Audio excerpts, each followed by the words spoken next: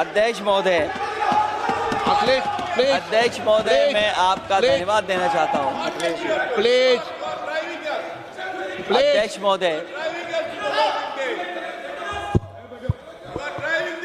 अध्यक्ष महोदय, अध्यक्ष महोदय, अध्यक्ष महोदय, मैं आपका धन्यवाद देना चाहता हूँ। आज मुझे एक बहुत महत्वपूर्ण समय पे मुझे बोलने का मौका मिल रहा है। अध्यक्ष महोदय, मैं अभी भारतीय जनता पार्टी के माननीय सदस्य को भी सुन रहा था, उनके वरिष्ठ सदस्यों को भी और माननीय मंत्री जी को मैंने सुना है, और इस महत्वपूर्ण विषय पर उन्होंने अपनी बात रखी है। समाजवादी पार्टी महिला आरक्षण के पक्ष में है और समाजवादी पार्टी का इतिहास रहा है कि हम लोगों ने हमेशा महिलाओं को आगे बढ़ाने के लिए काम किया है। हमारे नेता जिनकी विचारधारा पे हम लोग आगे बढ़ रहे हैं, डॉक्टर राम मनोहर लोहिया, उन्होंने हमेशा जेंडर जस्टिस और सोशल जस्टिस की बात की है। हम समाजवादी लोग जेंडर जस्टिस और सोशल जस्टिस के पक्ष में हैं और महिलाओं का आरक्षण 33% हो उसके भी पक्ष में हम लोग बोल रहे हैं। और ये लड़ाई हमारी निरंतर चल रही है और कहीं न कहीं आरक्षण हमारी पीढ़ी के आह्वान को और मजबूत कर रहा है। लेकिन जिस तरह की बातें हमें सुनने को मिल रही हैं, अब भारतीय जनता पार्टी नारी को नारा बनाने की कोशिश कर रही है। भारतीय जनता पार्टी इस आरक्षण को लेकर के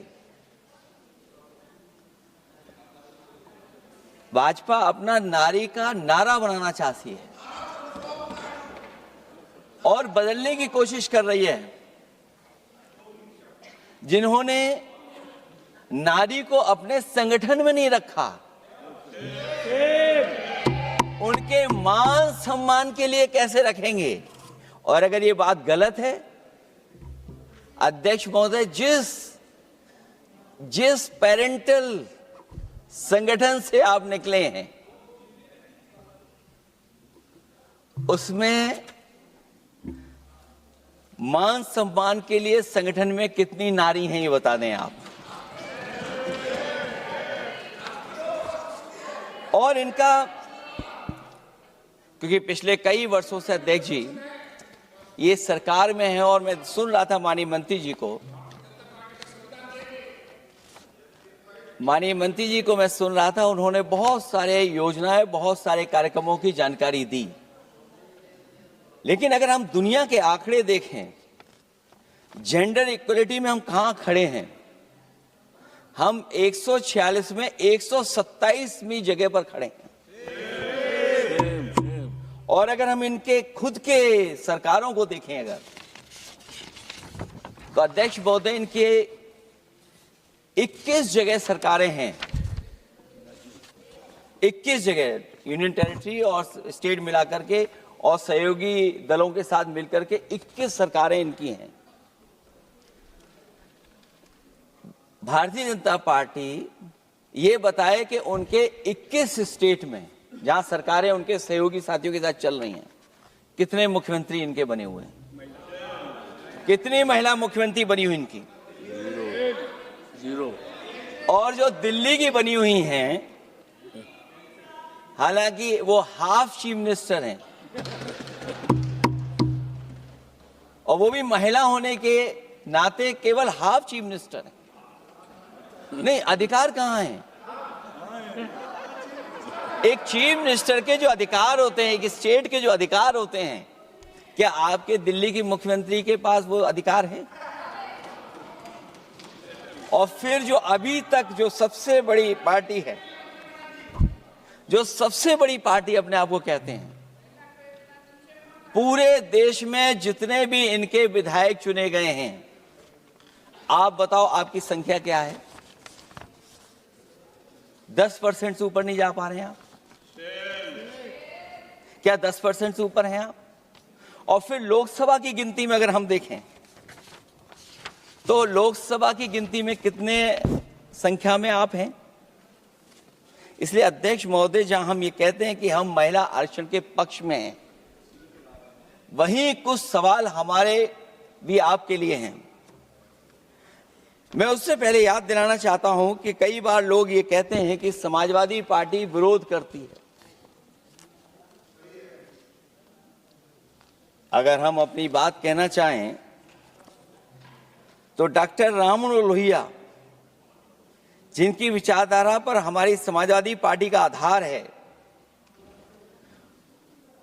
उनके द्वारा हमेशा महिलाओं को पुरुषों के बराबर की हिस्सेदारी हर क्षेत्र में देने की बात कही गई। और मैं उनको कोट करना चाहता हूं कि संस्कार का आरंभ महिला से होता है। यदि महिला जागृत है तो पूरा समाज जागृत हो जाता है। ये लोहिया ने हमारे जिस विचारधारा पे हम लोग चल रहे हैं वो हम आपको बताना चाहते हैं। जब तक महिलाएं राजनीति में नहीं आएंगी, सामाजिक क्रांति अधूरी रहेगी। लोहिया जी ने निरंतर महिलाओं की राजनीति में महत्वपूर्ण भूमिका पर बल दिया है और समाज में वास्तविक परिवर्तन उनके योगदान से ही आ पाएगा। इसलिए मैं याद दिलाना चाहता हूं अध्यक्ष महोदय, उत्तर प्रदेश में पंचायत में सबसे पहले आरक्षण महिलाओं के लिए लागू करने का काम समाजवादी पार्टी ने किया। तो जहां महिलाओं के पक्ष में है उनके आरक्षण के, वहीं हमारा सवाल ये भी है कि जल्दीबाजी क्यों है? आखिरकार महिला आरक्षण के नाम पर जल्दीबाजी क्यों है भाजपा के अंदर? सच तो यह है कि भाजपा जनगणना को टालना चाहती है, और जनगणना को टालने का मतलब है कि जाति जनगणना को टालना चाहते हैं। और जाति जनगणना इसलिए टालना चाहते हैं क्योंकि वो आरक्षण का सवाल उठेगा। जो भाजपा उनके संगी साथी कभी भी देना नहीं चाहते हैं आरक्षण। भाजपा को यह भी अच्छी तरह याद है कि पीडीए में ए का मतलब आधी आबादी है, मतलब महिलाएं भी पूरी की पूरी उसमें गिनती में आती हैं। एक बड़ा चुनावी सच ये भी है कि भाजपा की चुनावी घपलेबाजी अब पूरी तरह से भंडाफोड़ हो गई है। जो एसआईआर आप लेकर के आए थे अध्यक्ष महोदय, उत्तर प्रदेश में हम लोगों ने बड़े करीब से देखा एसआईआर। वो कहने को तो एसआईआर था, लेकिन सच्चाई में वो एनआरसी का रूप था।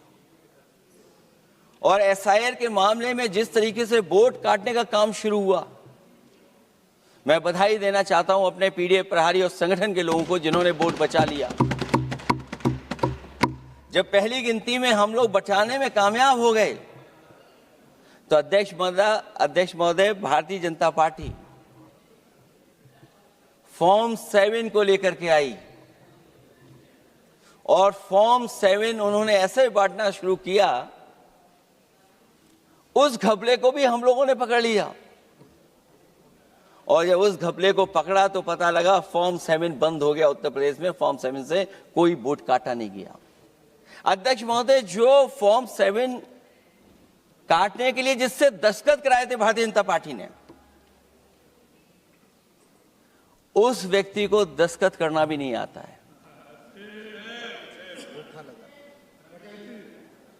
अध्यक्ष महोदय, जो एसआईआर के बहाने फॉर्म 7 लेकर के आए थे, जो फॉर्म 7 दस्तखत करा करके वोट काटे जा रहे थे उत्तर प्रदेश में, जब पकड़ा गया, हम लोगों को जानकारी मिली, हम लोगों ने उसको प्रेस के सामने लेकर के आए और चुनाव आयोग को शिकायत की।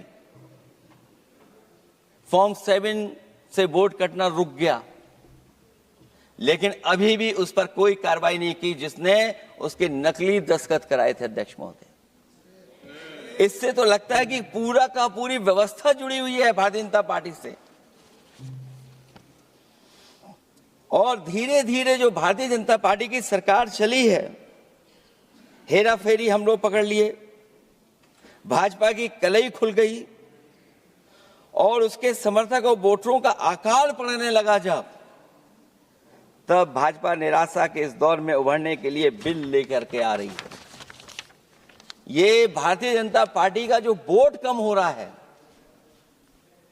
असली लक्ष्य अध्यक्ष महोदय वोट है, सत्ता में रहना है, इसलिए आरक्षण को लेकर के आए हैं। भाजपा की यही राजनीतिक चाल रहती है। जब पुराने लोग ये समझ जाते हैं कि भाजपा किसी की सगी नहीं है, तो हर बार भाजपा कुछ नए लोगों को अपने लुभाने जुमलों में फंसाती है।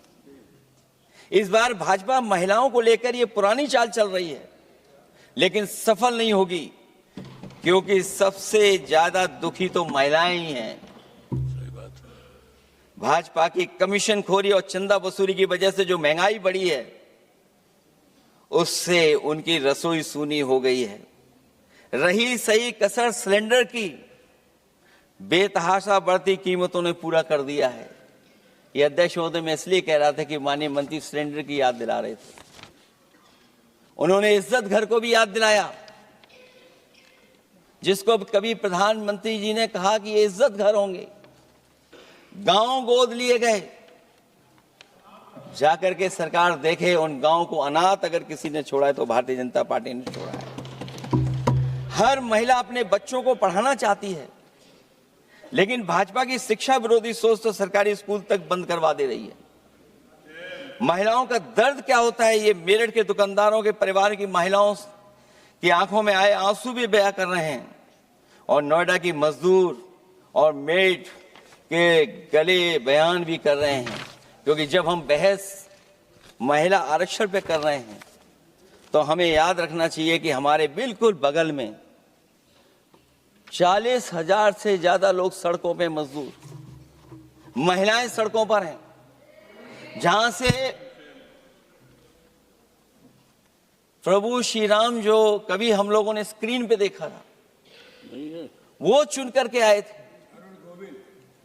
वहां पर महिलाएं धरने पर बैठी हैं, और अगर ये धरने पर इसलिए बैठी हैं क्योंकि उनको न्याय नहीं मिल रहा है।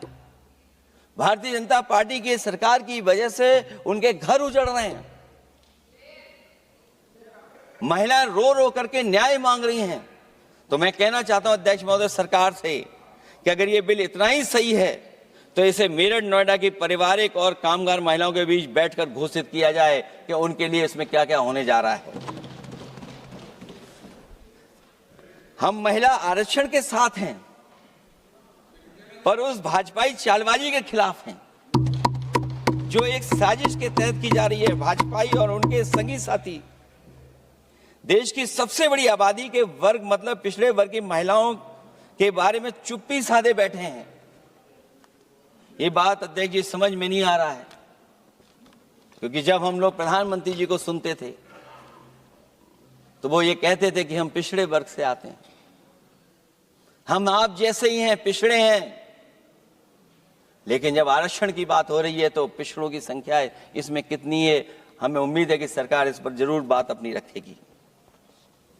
ये संशोधन के नाम पर जो जल्दीबाजी दिखा रहे हैं, दरअसल उसके पीछे भाजपाइयों की मंशा है कि जनगणना न करनी पड़े, क्योंकि अगर जनगणना करनी पड़ेगी तो जातिवार आंकड़े भी देने पड़ेंगे, और जातिवार आरक्षण भी।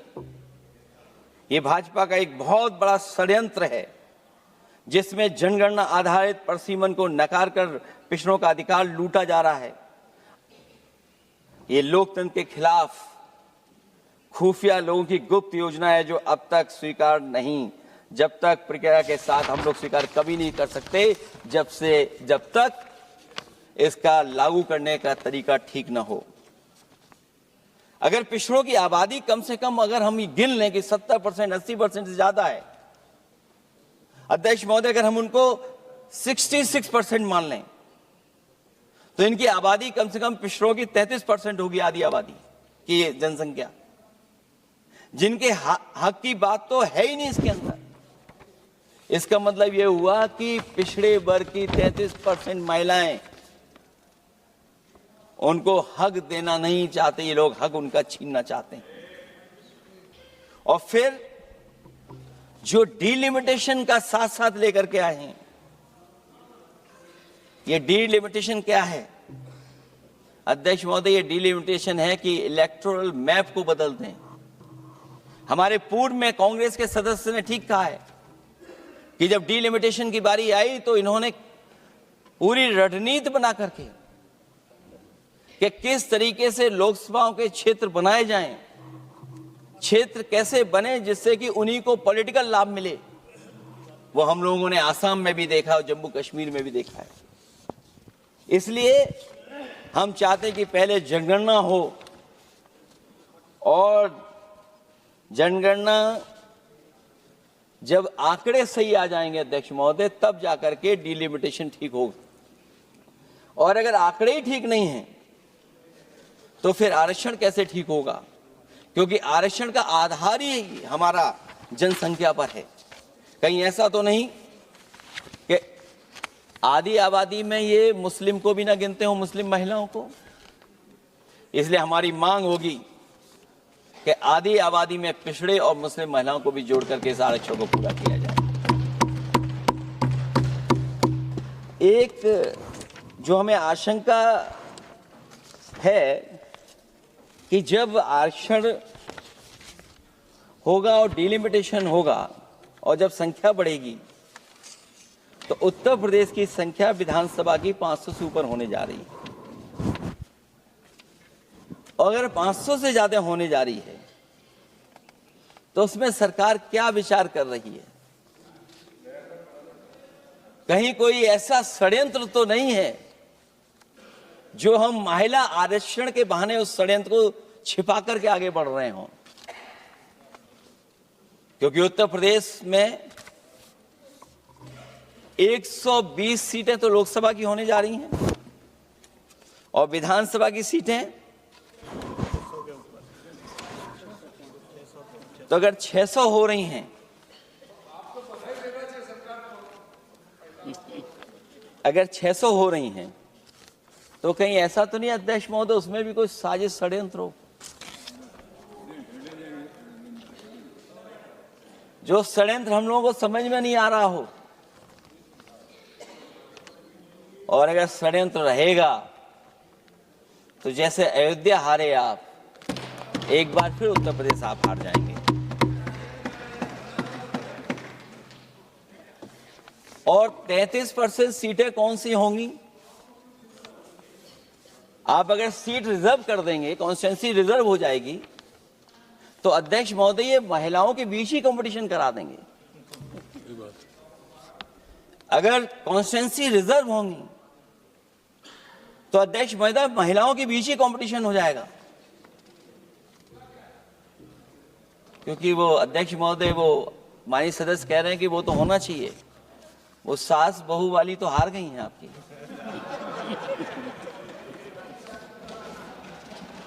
तो अगर पार्टी को ये मौका मिलेगा तो न केवल कंपटीशन से हम बच सकते हैं बल्कि संख्या महिलाओं की लड़ने की ज्यादा होगी। ये महिलाओं को ज्यादा नहीं लड़ने देना चाहते हैं चुनाव, इसलिए कॉन्स्टिट्यूंसीज को रिजर्व कर रहे हैं। अध्यक्ष महोदय हमारा पक्ष है, हमारी मांग है कि ये जो लागू हो आरक्षण वो पार्टी को मौका मिले, पार्टी लड़ाए उनको, पार्टी संख्या तय करे। इसके साथ साथ जो रोटेशन वाला है इशू, स्वाभाविक है कि जब हम एक क्षेत्र से लड़ते हैं अध्यक्ष महोदय तो एक भावनात्मक अटैचमेंट बनता है वोटरों के बीच में। और अगर रोटेशन का मामला होगा तो अध्यक्ष महोदय कोई भी अपने क्षेत्र में बहुत ज्यादा भावनात्मक लगाव नहीं रखेगा क्षेत्र की जनता से। तो अगला क्षेत्र की सोचने लगेगा कि अगला क्षेत्र हमारा क्या होगा। इसलिए हम इसके भी खिलाफ हैं अध्यक्ष महोदय कि रोटेशन नहीं हो।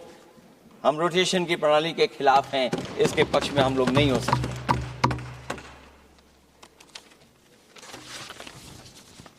इसलिए अध्यक्ष महोदय हमारी मांग होगी कि पहले सेंसस कराए, जनगणना कराई जाए।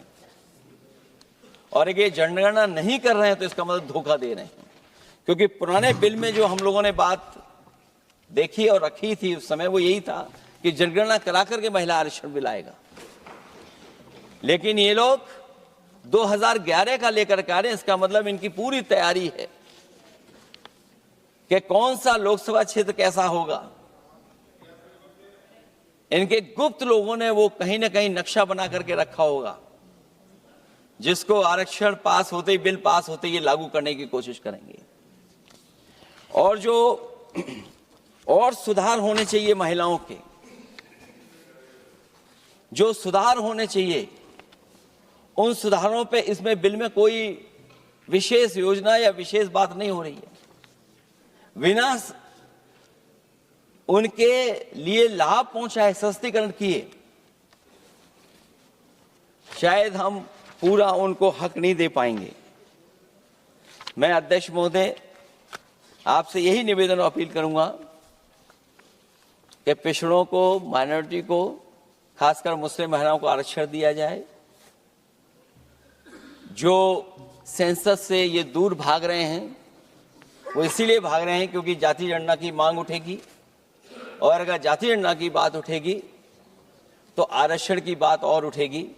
हमें उम्मीद है कि हम लोगों की बात मान करके सरकार उस पर विचार जरूर करेगी। जब हम आरक्षण देना चाहते हैं तो बिना पिछड़ा, बिना मुसलमानों के शायद हमारा जो लक्ष्य है महिला आरक्षण का, वो पूरा नहीं होगा। इन्हीं शब्दों के साथ आप सबका बहुत बहुत धन्यवाद।